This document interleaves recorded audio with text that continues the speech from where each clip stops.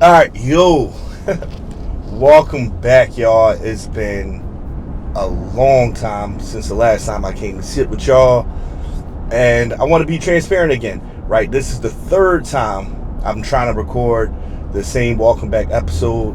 I'll show you here in just a second some of the other attempts I made. All right, shit. All right, yo, welcome back to Cardigans and White Tees. It's been a long time, y'all. As you can see, I'm clearly in the car driving, so hopefully the noise ain't gonna be too crazy, but this is exactly what I got. I see a cop pulling out behind me. Hopefully he ain't coming to pull me over because he saw what the fuck I've been doing. I mean, he saw what I've been doing here. I'm a please, we don't cut that out. We don't figure out how to do that. I don't know how to do that yet. We don't figure out how to do that. Hey, welcome back, everybody, to Cardigans and White Tees. And when I say welcome back, I mean welcome back, right? So you can see that I've been trying to get this back up, and honestly, I'm kind of happy I didn't get either one of them to a point where I was ready to post, because in retrospect, I wasn't utilizing the platform the way I intended to utilize the platform. What I mean by that is, like, I was sharing a little bit about like my updates, and I designed myself to do this platform in a way that was transparent, to say that this has been my experience navigating my journey into this PhD, into this academic space, into my professional growth, so forth and so on. And I found myself doing what I do quite often. And when I get into these positions where it's a little bit more vulnerable or compromised, I tend to hyper intellectualize the outcome.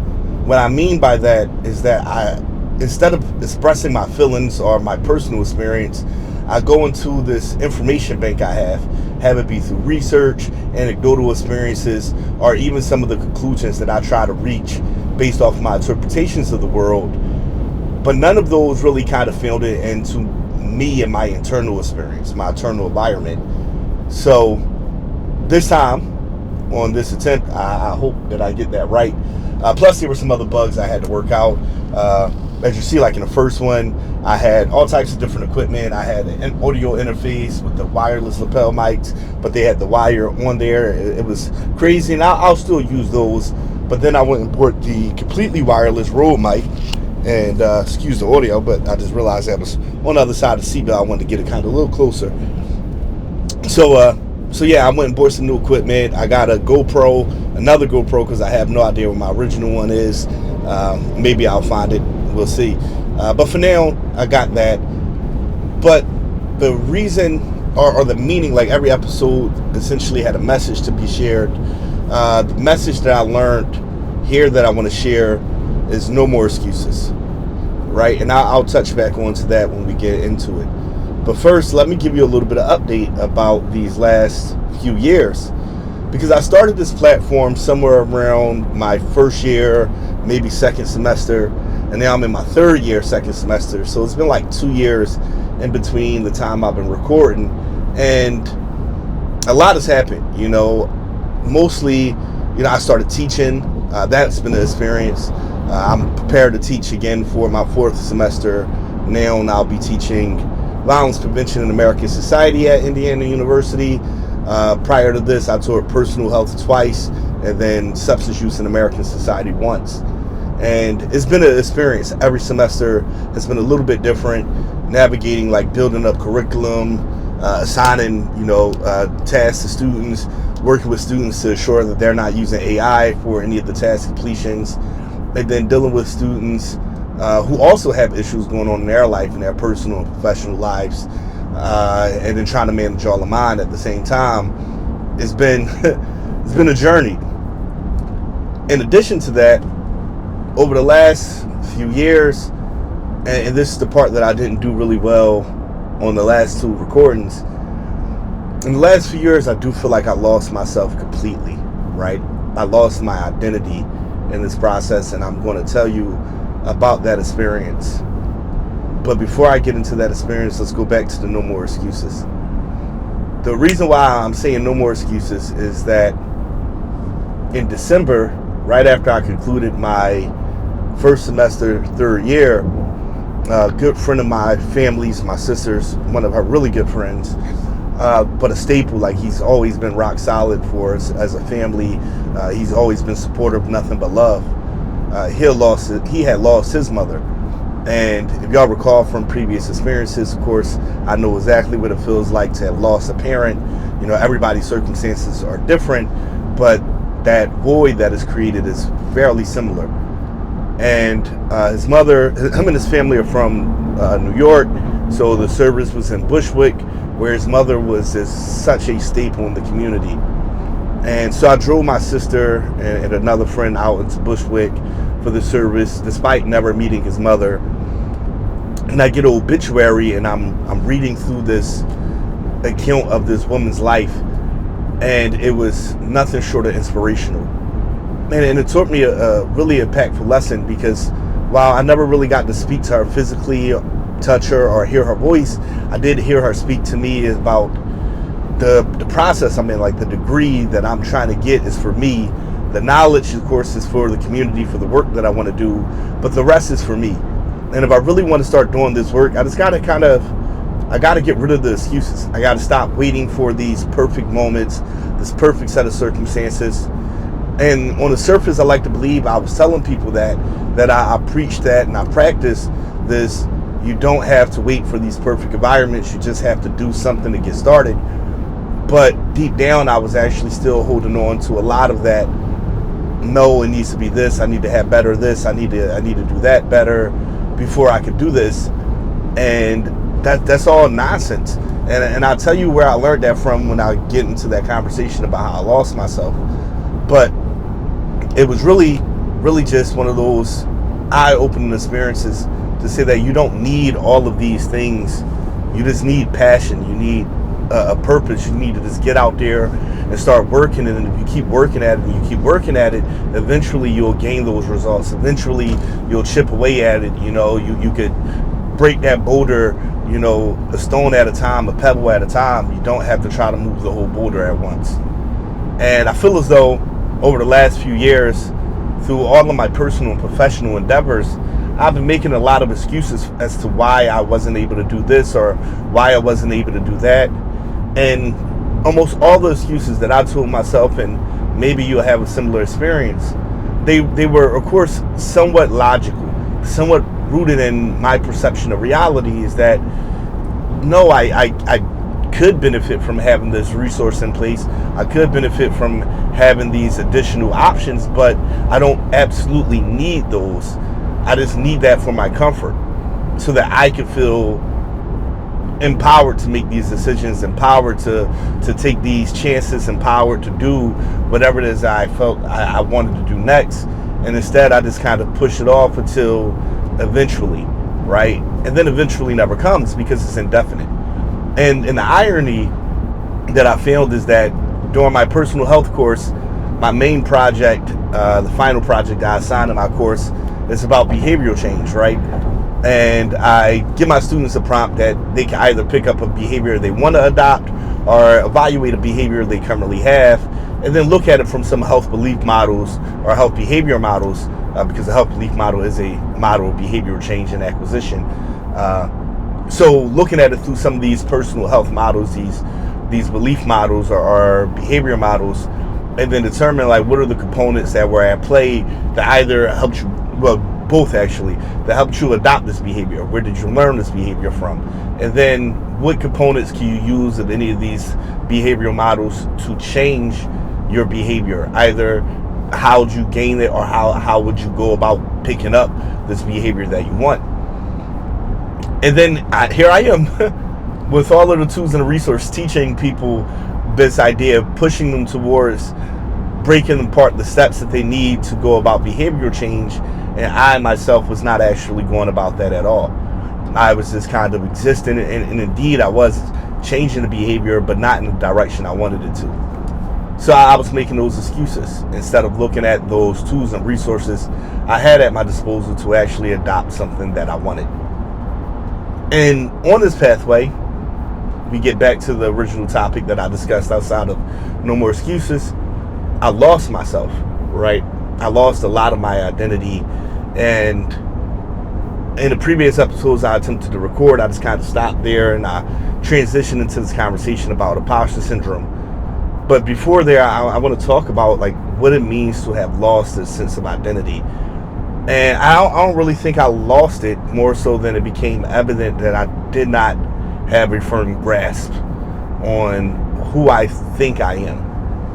And I say that because navigating these different environments, right, from like being born and raised, having family back in Philly, and then going to these academic spaces, you know, and the family in Philly are like very, like for the most part, lower socioeconomic status. You know, most of them haven't accomplished like formal education. Some, I have, of course, a couple family members with undergraduate educations, for sure, not as many as you would hope. But it's just like the culture inside of those communities, even with the education, it has its own lingo, it has its own value system, its own moral system, and I'll post up a link. In fact, I'll probably include the image here as well of this article about poverty and the value systems and the morals of how it is. And I'm not going to keep going down that rabbit hole because that is the hyper intellectualization I was discussing before. But I really want to illustrate the concept that there are indeed differences in value systems and moral systems in between classes inside the U.S.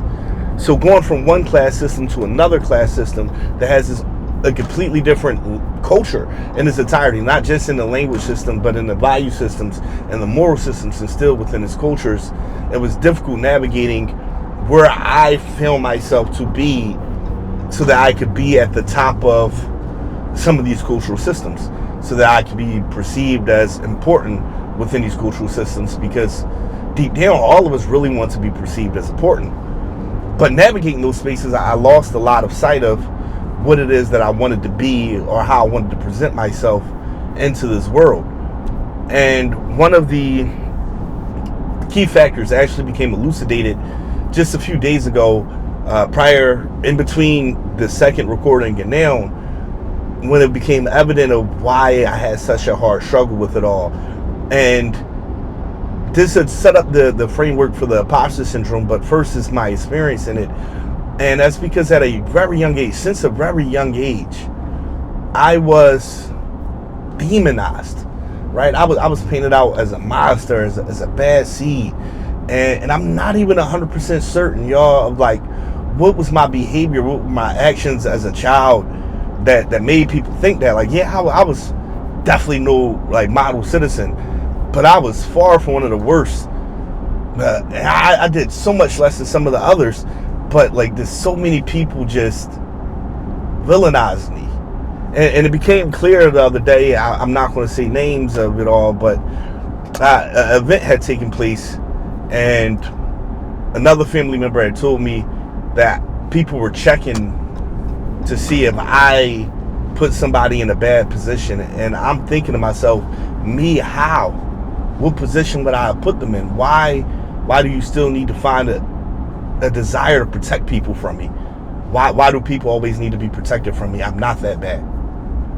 So I've read somewhere about this like trauma response that people have, that after experiencing a significant amount of trauma, everybody has different responses, but the part that stood out, the part that I gravitated towards, was about becoming overtly helpful. So that was my response. And maybe it was this like kind of that transition, and I don't know, I'll tell another story before trying to analyze what was going on with me. But I remember after September 11th, I was a kid, and I've seen all that, and I went into my mother's room and I asked her like, hey, can you take me to go donate blood? And she was like, well, they don't need your blood, you're a kid. I was like, well, there had to have been kids injured also, maybe they could use it. And she laughed at my innocence. Of course, I'm 11, I don't know anything about the process, but it was that kind of commitment of wanting to help. So I know for a fact that somewhere inside of me, I always had a desire to help people, to want to help. But I think through some of the trauma and definitely some of that demonization or villainization I've received from so many different environments, that I just tried to overdo being helpful to people, that maybe, just maybe, if they seen how much I wanted to give, that they wouldn't see me as such a monster. And unfortunately, that doesn't hold. Every opportunity, every mistake, every chance encounter, all of the help, all of the benefit went out the window, and I became that villain again. And then there was parts of me over the last few years that leaned into it, that got angrier and angrier at the world. And, it's like, like they want a monster, be a monster. Like, be a monster. I can be. I have that capacity. I've learned these traits. I've been in these positions to just really want to be that type of person. And to a degree, I started going down that path, and I really, really didn't want to be that. So it took me away from my joy. It took me away from the opportunity to create more good, to do more good, to help out better, to even enjoy simpler moments, because I was just so angry. Even today, I'm not even gonna lie, even today, as you see, I'm driving because unfortunately I've been moving around so much, trying to do all this, helping the people, that I've been on the road, want to go so much. And even today, as I'm trying to get on the highway, I got a horrible type of intersection right there to kind of get on there, and people go up there jumping. I seen a dude trying to pull off, and it was just anger, bro. I'm on the horn. I got the road rage. I'm ready to go, and it's just like, why? Like, okay, they did that. Like, it's no big deal. Like, it didn't really affect me until I let it affect me. I allowed it to affect me to become something. Like, what was I going to do? Was I going to chase him? Did I want to hurt him? Like, that was so unnecessary. And so I'm still learning how to step away from that again, because that's taking me away from the opportunities I could have, the space of mind I could be in to continue to do something else more positive, or something that's going to take me back into a place that I want to be, to help me become closer to who I want to become in life. So all of that happened, right? And that's where I've been at in this losing myself experience. So now, when talking about this concept of imposter syndrome, for me especially, in my experiences over these last few years, I grappled with understanding this word imposter syndrome, and I don't want to say that I don't think the word is true, because you've heard my opinion at least once now that so many of these influencers are content creators, some very intelligent, some very well read, and very much experts in their industries, but they speak about things in this absolute point, and I don't believe anything in life is absolute. And Karl Popper discussed this in, I think, his Demarcations and Refutations, where he's like, the truth is always relative, right? That everything is based off of a priori knowledge and the experiences we have. One of those being, like his example he used, is that the sun will rise and fall in a 24-hour period. In any system, right? And if you had no experience of it, you will accept that as true. So we can speak about it as an absolute until you change those systems. And I went through a tunnel, y'all. I have no idea what the lighting is going to be like. This is going to be cool to see. But if you accept that position as true, then what you have is a counter argument for places in the world, for times that no longer holds. That is some parts of the world, in certain circumstances, in some conditions, where the sun does not rise and fall in a 24-hour period. So if I speak about that in this absolute sense, then I'm only correct in those areas where no one else has that relative understanding that the sun may not rise and fall in a 24-hour period, that the sun may stay up or stay down in that time frame. So I'm not going to speak about my experience or my position that imposter syndrome is in my opinion, an incorrect nomenclature towards this experience. But I'll say that I challenged that perspective within myself, because I don't think I was an imposter. I don't think it was that I didn't believe I belonged in those places. It's just that I had a lot of insecurity and negative self-talk to understand my position in those places. That confidence to say, hey, I can do whatever I want to do. And I illustrate that through a couple simple examples. Like, first, I am one of the only students in the program, one of the very few, who actually calls faculty members Dr. So-and-so or Dr. such and such. Now, I've had multiple faculty members explicitly say to me, you don't have to call me doctor. You know, I'm a PhD student. You don't have to do that. Like, we're near colleagues already. But the condition I have, the understanding I have that I was brought up upon, refuses to allow me to do that. While so many other of my peers, even since my master's, felt emboldened enough to call people by their first names. And there's nothing wrong with it, right? Especially when they're giving you those permissions. There's absolutely nothing wrong with it. The difference is our learned behaviors, our learned expectations in this process, our learned social norms, right? And I was actually talking to another good friend of mine who you'll see later on down the episodes as we evolve and I started introducing new characters or new guests. I was talking with him where he brought it back to my attention of the Levine study that's cited in Malcolm Gladwell's Outliers of the difference in socioeconomic status, the parents raising children and how children are allowed to interact even at a doctor's appointment.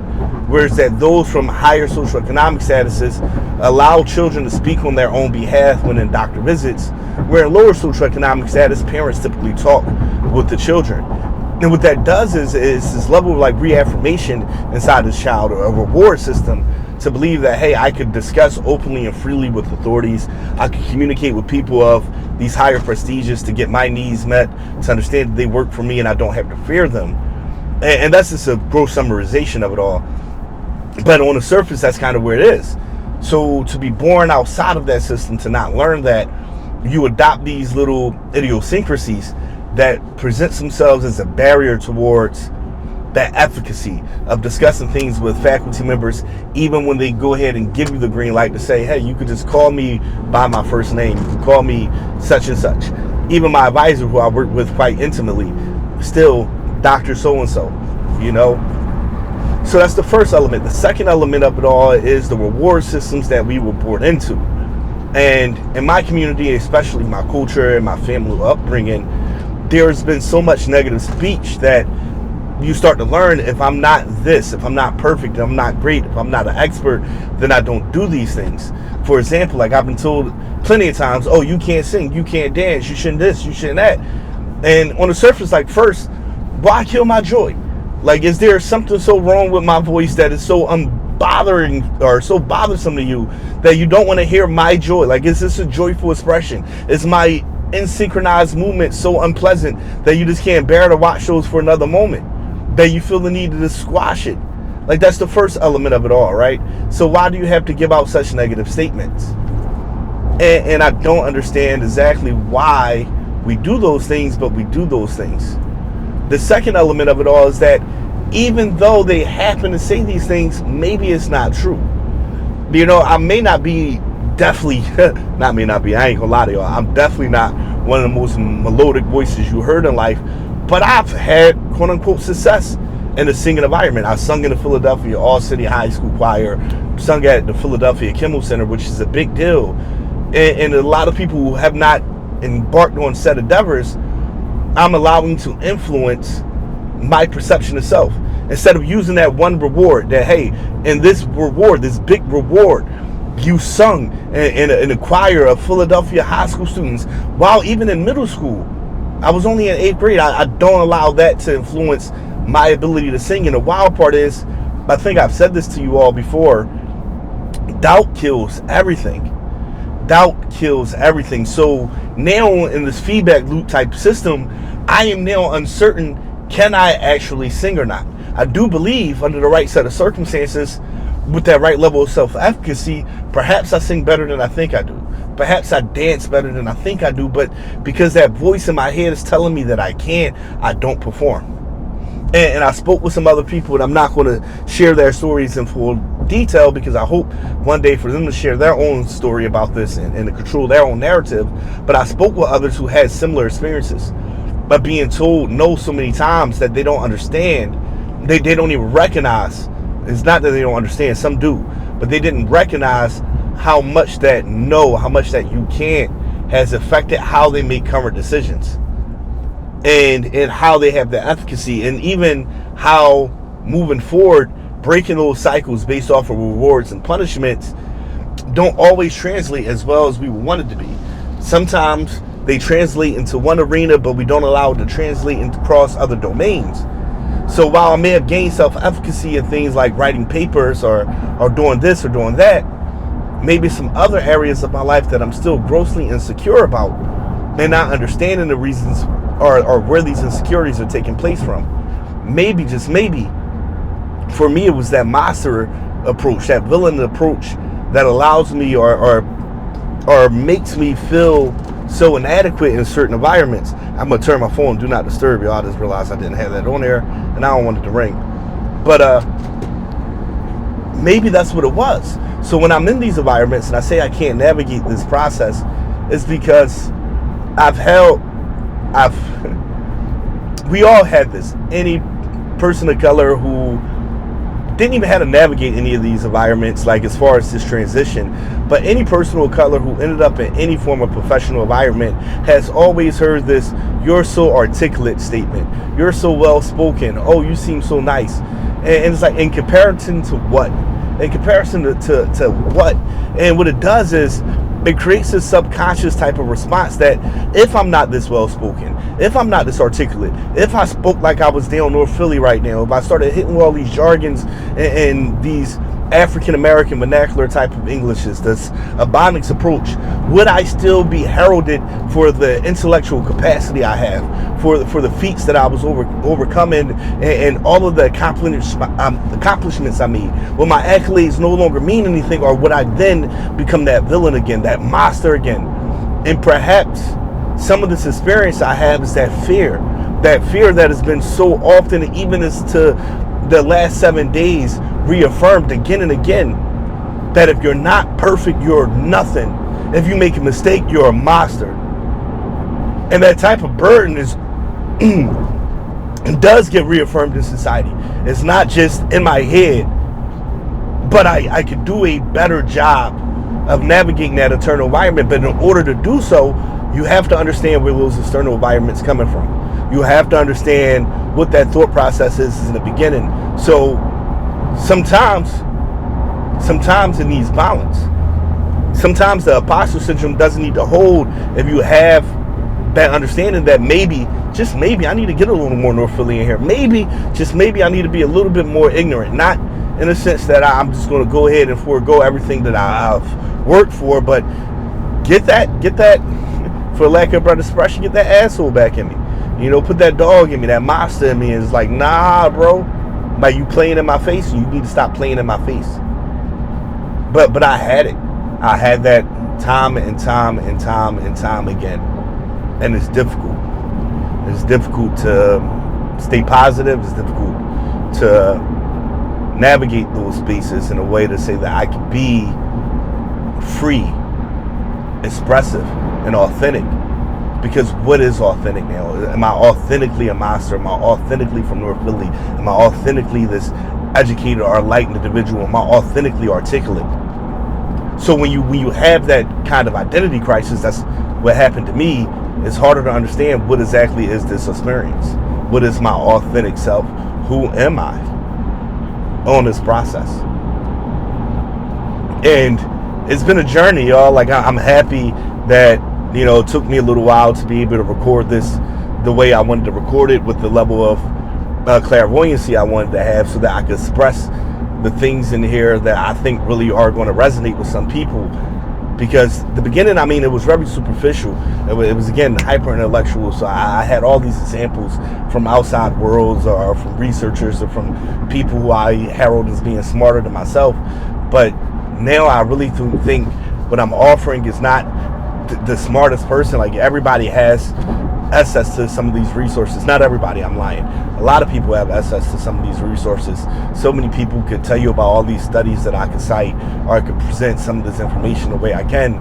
But what's unique, which I'm hoping is going to keep you all here and wanting to understand more, is that I'm going to share my experience, my internal monologue, and that maybe you can understand that you're not alone in this process, right?